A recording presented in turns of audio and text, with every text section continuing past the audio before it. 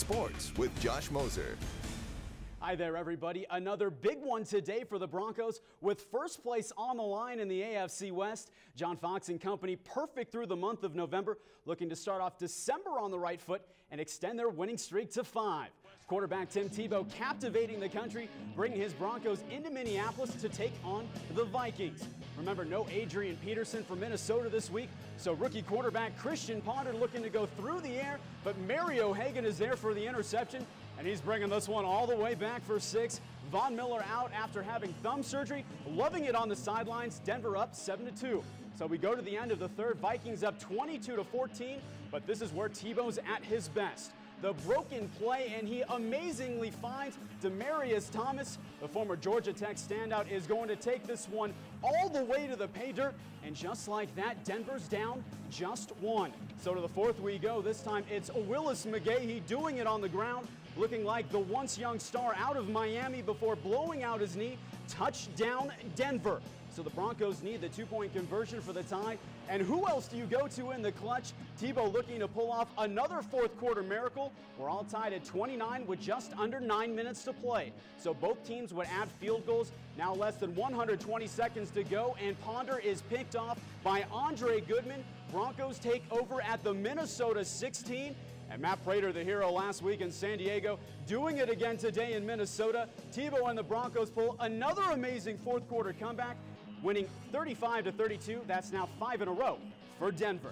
That first half was a little sluggish to say the least, and they responded and came back in a big way, made the necessary plays to win a very tough, hard-fought game, and we'll take it. I'm just proud of our guys because the way we came out there in the second half, you could see that there was a different team stepped out on that field. So here's a look at what lies ahead for the Broncos in the coming weeks. Next Sunday, they will welcome back Jay Cutler to Mile High for the first time since being traded to Chicago back in '09. However, Cutler out indefinitely with that broken thumb.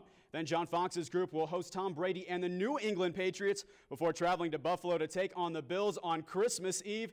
And in the final week of the regular season, Kyle Orton will make his return to Denver, bringing in the divisional rival Kansas City Chiefs. And speaking of the two former Broncos quarterbacks, Cutler and Orton taking on one another today. Again, Cutler out with that broken thumb. But let's jump to Orton. First play from scrimmage as a Chief.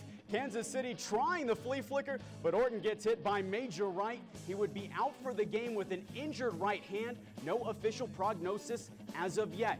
So insert Tyler Palko. He will replace Orton at the Chief helm. And on the final play of the first half, the former Pitt Panther is just going to throw this one up for grabs.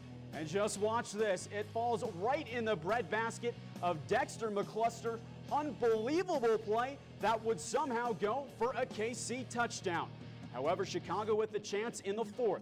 Caleb Haney looking for Roy Williams, but he can't hang on. That would have given the Bears a chance to tie the game at 10. John McGraw coming up with it. Kansas City winning on the road 10-3.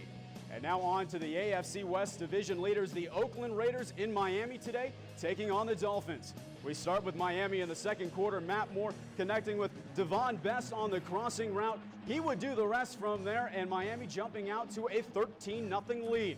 And then in the third, Moore from Moore, deciding to keep it himself, marching in from 6 yards out. That made it 20-0 Miami. And Carson Palmer unable to get anything going. He gets picked off here by Kevin Burnett, and it's the Dolphins all over the Raiders, 34-14.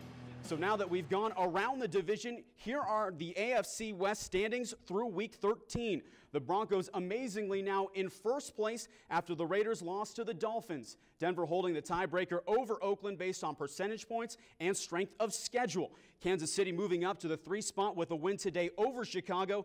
And San Diego at the bottom of the division. They will play Jacksonville tomorrow night on Monday Night Football, looking to snap a 5-game losing skid. And finally, we can't forget about our wrestlers here in the Valley today. Day 2 of the Maverick Duels at Colorado Mesa University. 15 teams from around the state kicking off the 2011-2012 season. Now for a full list of today's winners, log on to our web channel. That's www.KREX-TV.com/sports.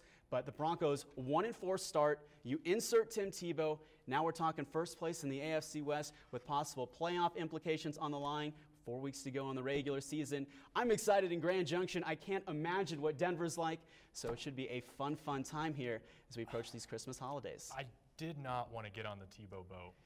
Everybody is, though. I think you know what? It's time. It's time. We're going to have to start doing some Tebowing around KREX. Yep. I know the high schoolers are doing it. A great football season again to Grand Junction, Palisade, and the rest of the teams that made it to the playoffs this year.